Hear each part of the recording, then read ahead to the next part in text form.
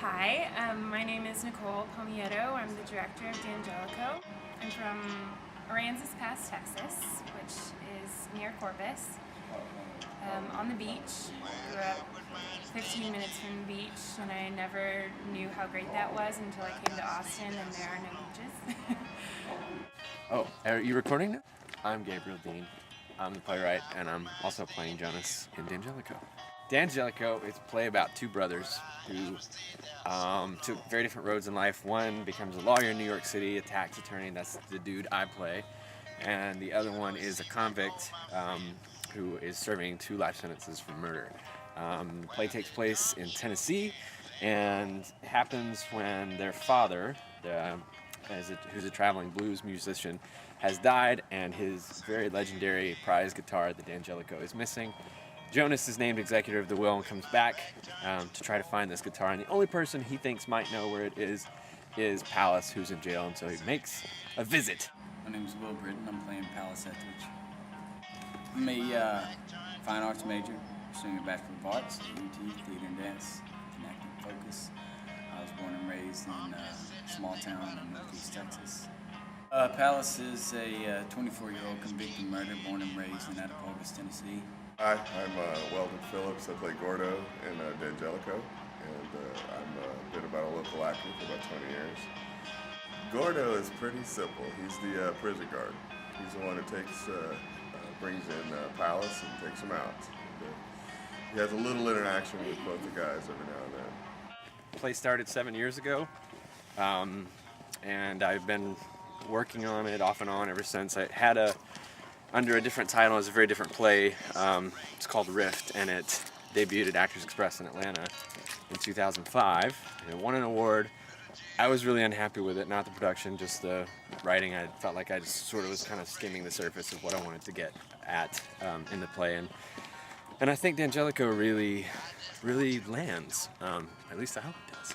Really identified with the need for a cigarette, to be honest, in the beginning back to. I started smoking when I was about 17, and been addicted ever since. Don't ever start, kids. And so I quit, and I know how hard it is to quit, and I know how hard it would be to have like 1 cigarette a week. And it's interesting to come back to rehearsing at UT, to working with people who are basically still students here. It has been very nostalgic, but what's really impressed me is it's kind of boring, but it's the work ethic of these kids, that they work very, very hard to get this play on its feet. And usually that wasn't necessarily my experience when I was in school here, but to see it now and to see these guys work so hard to put this on, it's kind of an honor to be part of it. We did a lot of background work. We came up with a timeline. There's a huge amount of this story that you don't ever see on stage. The characters require so much of an actor. This is the first time I've ever done a play of my own, and I've ever been in a play of my own. It's really scary and terrifying, and I can really see where I haven't done my job sometimes as a writer. So that it comes to my mind a lot more quickly than if I'm hearing another actor read it. But I'm also having to sort of resist the urge to rewrite something. Maybe if it's really difficult for me as an actor to get to a place, then I think, oh, it's the writing. But it's not. It's me as an actor not being able to get to the vulnerable spot that I need to get to. Sometimes. It's interesting because it's a very masculine play written by a man with all male characters. And I'm a woman, obviously, directing the play, and so there's a lot of things in it that I just don't know. But also I think being a woman working on such a masculine play, it gives me a chance to let the audience in a little bit, an audience who won't all be men. I feel like I'm more interested in Sarah than perhaps a male director would be, and who is a character that we never see, but she's talked about, and she's who the play is directed at, I think. I think the play starts a conversation about something that's very difficult to talk about, which is sexual abuse between boys or among boys in this country. It's a really alarming statistic. Something like 7 out of 10 young men are abused in this country by the age of 13. And that's the people who report it. I worked at a high school.